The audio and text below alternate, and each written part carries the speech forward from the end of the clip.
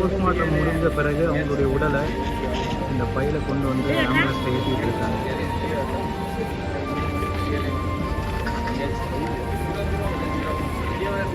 மிகுந்த வலியோடு இருக்கக்கூடிய ஒரு நிலை. போஸ்ட்மார்ட்டம் முடிஞ்சு வரதுனாலேயே அவங்க உடல்ல இருந்து சில வாடை வரதை எங்களால் பார்க்க முடியல. இங்கே இருக்கக்கூடிய மக்கள் எல்லாரும் பார்த்தீங்கன்னா மாஸ்க் போட்டிருப்பாங்க. இங்கே ஏகப்பட்ட பொதுமக்களும் காத்துக்கிட்டு இருக்காங்க. உறவினர்கள், பிரசன்ட் மீடியா எல்லாருமே இந்த வாசல்லே தான் இருக்காங்க. இதான் போஸ்ட்மார்ட்டம் செய்த பிறகு உடல் வந்து வெளியில் போகக்கூடிய பகுதி. ஒரு ஆம்புலன்ஸ்லேயும் உடலை வந்து ஏற்றிக்கிட்டு இருக்காங்க.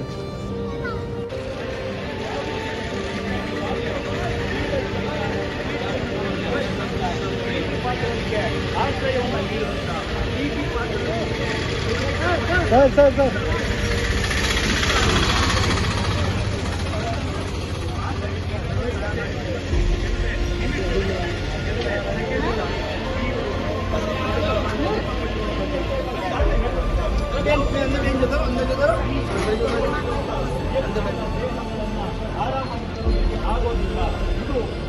கிட்டத்தட்ட 241 பேர் அகமதாபாத் விமானத்தில் பயணத்தை மேற்கொள்ளும் போது ஃப்ளைட் ஒரு கோர விபத்தில் ஏற்பட்ட பிறகு இறந்தாங்க.